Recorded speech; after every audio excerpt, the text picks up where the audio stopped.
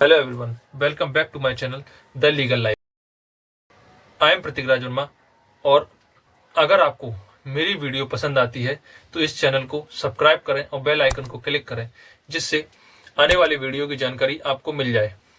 और वीडियो अगर पसंद आती है तो मेरी वीडियो को लाइक और शेयर करें, लाइक एंड शेयर करें। और अगर यह वीडियो आपको थोड़ी सी भी इंफॉर्मेटिव लगती है मेरी वीडियो के नीचे कमेंट बॉक्स में जरूर बताएं। तो आइए स्टार्ट करते हैं आज का सेशन।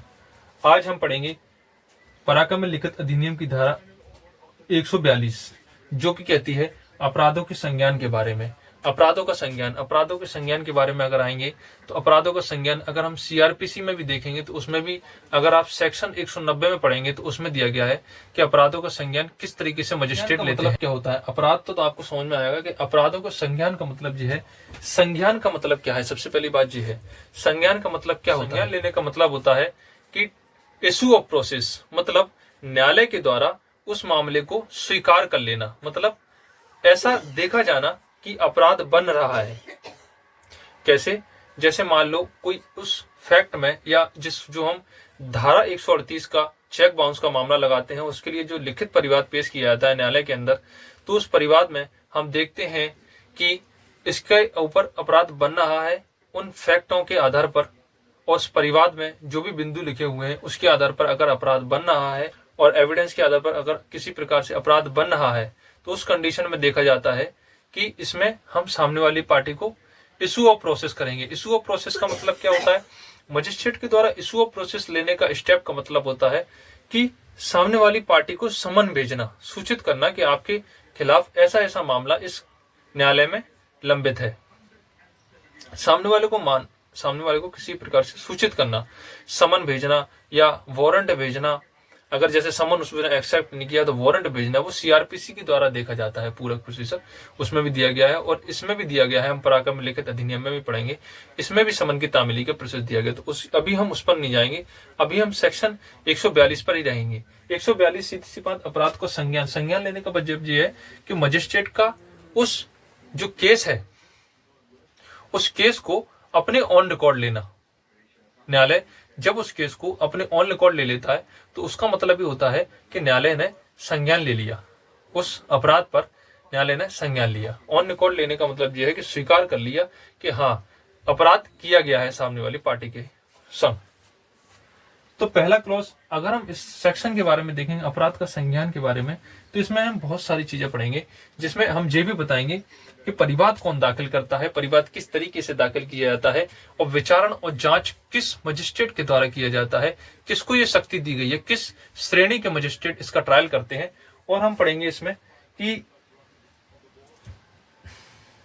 अगर किसी प्रकार से अकाउंट पे ही चेक है, मतलब खाते के माध्यम से उसका संदाय किया जा रहा है, खाते के माध्यम से उसका वो किया जाता है, क्या कहते हैं, संग्रहण किया जाता है, खाते के माध्यम से उसका संग्रहण किया जाता है, उसको भी समझेंगे कि किस प्रकार से अकाउंट पे कोई चेक है तो उस कंडीशन में हम किस तरीके से, यानी सेक्शन 142 दो क्लॉजों में बटी हुई है। पहला क्लॉज कहता है इसके बारे में कि परिवाद कौन दाखिल करेगा, किस तरीके से दाखिल किया जाएगा और किस मजिस्ट्रेट के समक्ष दाखिल किया जाएगा। उसका जो दूसरा क्लॉज कहता है वो अधिकारता की बात करता है कि किस अधिकारता के न्यायालय के द्वारा इसका विचारण किया जाएगा। तो पहला क्लॉज कहता है इसका दंड प्रक्रिया संहिता। मैंने इसको कुछ पॉइंटों में बांट दिया है, जिससे कि आपको बैरेट की भाषा समझ में नहीं आए तो आप मेरी वीडियो से आप समझ सकते हैं इस पॉइंटों को। बैरेट लैंग्वेज को समझेंगे तो उसको नहीं समझ में आएगा, क्योंकि वो कठिन लैंग्वेज है। हमने एक सिंपल लैंग्वेज में लिखा है। पहला पॉइंट लिखा है कि दंड प्रक्रिया संहिता में किसी बात के होते हुए भी, यानी किसी बात के लिए दंड प्रक्रिया संहिता में कोई बात लिखी गई है, उसको हम किसी प्रकार से इफेक्ट नहीं दे रहे हैं। ये पहला क्लॉज कहता है। पहले क्लॉज के बारे में 3 पॉइंट दिए गए हैं। पहला पॉइंट कहता है परिवाद कौन दाखिल करेगा। परिवाद दाखिल किसके द्वारा किया जाएगा? तो चेक पाने वाला या धारक, यानी लेखी वाले ने जिस व्यक्ति दूसरे पक्षकार को जिसको चेक दिया था उसे आप चेक पाने वाला कहेंगे, जो कि खाते में अपने चेक लगाने जाता है और पेमेंट भुगतान पाना चाहता है, पैसे धनराशि पाना चाहता है, और उसको कहेंगे चेक पाने वाला या धारक द्वारा। चेक पाने वाला तो वही है। और परिवाद कौन दाखिल करता है? तो चेक पाने वाला या धारक द्वारा। कैसे दाखिल करेगा, कैसे दाखिल किया जाता है? तो लिखित परिवाद पर दाखिल किया जाता है। कैसे दाखिल किया जाता है? ये लिखित परिवाद पर दाखिल किया जाता है। यानी सेक्शन 138 का दावा जो दाखिल किया जाता है न्यायालय के अंदर, वो कैसे किया जाता है? लिखित परिवाद के द्वारा किया जाता है। चेक पाने वाला या धारक, इसके बी पे आएंगे। बी कहता है परिवाद कब दाखिल किया जाएगा? तो परिवाद कब दाखिल किया जाएगा? जब भी सेक्शन 138 में हम सामने वाली पार्टी को नोटिस भेजते हैं, जब डिमांड नोटिस भेजते हैं, उसके 15 दिन के बाद हमारा कॉज ऑफ एक्शन अराइज होता है। तो उस 15 दिन की अवधि खत्म होने के बाद हमारा कॉज ऑफ एक्शन अराइज हुआ है। यानी कॉज ऑफ एक्शन अराइज होने के, कॉज ऑफ एक्शन उत्पन्न होने के 1 मास के भीतर न्यायालय के समक्ष उस परिवाद को दाखिल किया जाता है। उसके बाद आएंगे तो कब दाखिल किया जाता है? कॉज ऑफ एक्शन उत्पन्न होने के 1 मास के भीतर किया जाता है। उसके बाद हम बात करेंगे परिवाद का विचारण किस श्रेणी के मजिस्ट्रेट विचारण करेंगे। तो यानी परिवाद का विचारण किस श्रेणी के मजिस्ट्रेट विचारण करेंगे। तो कौन सी श्रेणी के मजिस्ट्रेट विचारण करते हैं? यानी इस श्रेणी से अनिम्न पद श्रेणी का मजिस्ट्रेट इसका विचारण करने के लिए सक्षम नहीं है। पहला मजिस्ट्रेट होते हैं मेट्रोपोलिटन मजिस्ट्रेट और दूसरे मजिस्ट्रेट होते हैं जेएमएफसी यानी जुडिशियल मजिस्ट्रेट फर्स्ट क्लास। पहले है मेट्रोपोलिटन मजिस्ट्रेट। मेट्रोपोलिटन मजिस्ट्रेट को आप सीआरपीसी में जाएंगे तो सीआरपीसी की धारा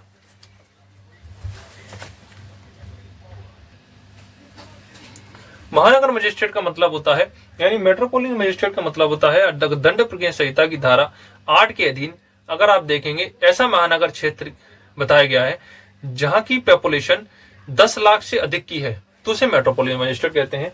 जब हम जेएमएफसी पढ़ेंगे तो जेएमएफसी की श्रेणी के बारे में सीआरपीसी की धारा 29 जो है सीआरपीसी की, वो बात करती है जेएमएफसी और सेशन कोर्ट के बारे में बात करती है और सेकंड क्लास मजिस्ट्रेट के बारे में बात करता है, सीजेएम के बारे में बात करती है। लेकिन हम केवल जेएमएफसी के बारे में पढ़ेंगे। जब हम सीआरपीसी की वीडियो पढ़ेंगे उसमें हम जब श्रेणियों के बारे में आएंगे तब हम उन श्रेणियों को समझेंगे। आज हम जीएमएफसी को पढ़ेंगे। तो जीएमएफसी को जो पावर है वो है 3 साल की पनिशमेंट और 10,000 तक का जुर्माना या दोनों वो लगा सकते हैं। उसके बाद जब आएंगे इसके सेकंड क्लॉज पे, सेकंड क्लॉज कहता है कि परिवाद में जांच या विचारण कौन से न्यायालय द्वारा किया जाएगा। तो परिवाद में जांच या विचारण किस न्यायालय के द्वारा किया जाएगा? तो इसमें आएंगे अपने 2 क्लॉज। पहला क्लॉज कहता है कि खाते के माध्यम से यानी परिवाद में जो जांच या विचारण किया जाता है वो किस न्यायालय के द्वारा किया जाता है। किस न्यायालय का मीन्स कि स्थानीय अधिकारिता किस न्यायालय की लगेगी। तो स्थानीय अधिकारिता किस न्यायालय की लगेगी? अगर वो खाते के माध्यम से संग्रहण के लिए कोई चेक दिया जाता है, यानी अकाउंट पे ही चेक होता है, जो हमारा चेक होता है उस चेक पर हम दर्शा देते हैं कि अकाउंट पे ही चेक है, तो उस चेक को अकाउंट पे ही चेक करते हैं। तो उस चेक की सिचुएशन में क्या देखे जाएंगे, उस सिचुएशन के बारे में कैसे स्थानीय अधिकारिता डिसाइड की जाएगी।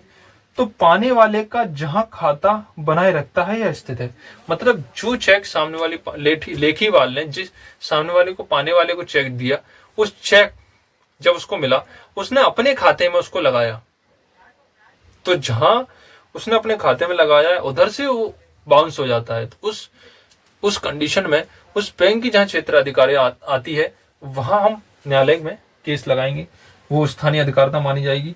और दूसरा क्लॉज कहता है खाते के माध्यम से अन्यथा है, मतलब खाते के माध्यम से वो संग्रहण के लिए चेक नहीं दिया गया। उस कंडीशन में क्या देखेंगे? उस कंडीशन में देखेंगे लेखीवाल जहां खाता बनाए रखता है या स्थित है, जहां लेखीवाल का खाता है या खाता बनाए रखता है या उसका स्थित है, उधर अपन स्थानीय अधिकारिता देखेंगे। सेकंड क्लॉज के बारे में अगर मैं इसमें एक केस भी आता है, एक केस था जो कि स्थानीय अधिकारिता से संबंधित था, जिसमें हमको चार या 5 पॉइंट दिए गए थे।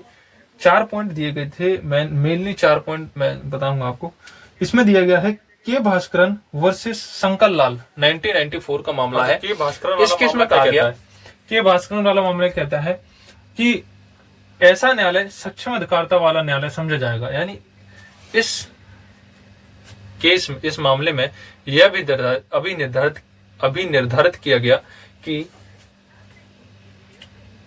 ये ऐसा न्यायालय सक्षम अधिकारिता वाला न्यायालय समझा जाएगा जो पहले 4 पॉइंट दिए गए हैं। इसमें पहला पॉइंट कहता है कि जहां से चेक जारी किया गया है वहां, यानी चेक जहां से जारी किया गया है उस वहां स्थानीय अधिकारिता वाला न्यायालय, जिस बैंक में वह पेश किया गया है वहां स्थानीय अधिकारिता वाला न्यायालय, और जहां नोटिस जारी किया है वहां स्थानीय अधिकारिता वाला न्यायालय, और जहां वह भेजा था वहां लौट कर आया वहां स्थानीय अधिकारिता वाला न्यायालय। तो 4 पॉइंट आ गए। उसके बाद दूसरा इसमें केस मैंने एक और लिखा है, नया वाला 2014 का मुकदमा है, ये भी मामला है।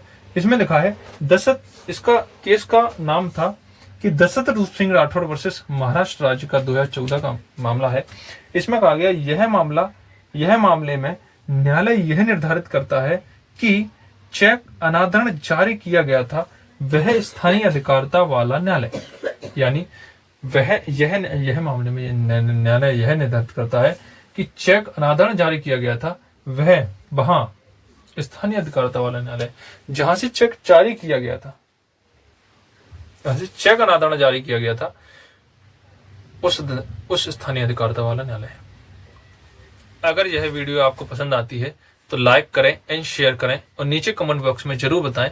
अगर थोड़ी भी इंफॉर्मेटिव लगती है तो कमेंट बॉक्स में जरूर बता दिया करें, जिससे हमें पता चलता है कि हमारे जो भी फ्रेंड है उनको, और मेरे जाते मेरे चैनल को सब्सक्राइब जरूर करें और बेल आइकन को क्लिक करें, जिससे आने वाली वीडियो की जानकारी आपको मिल जाए।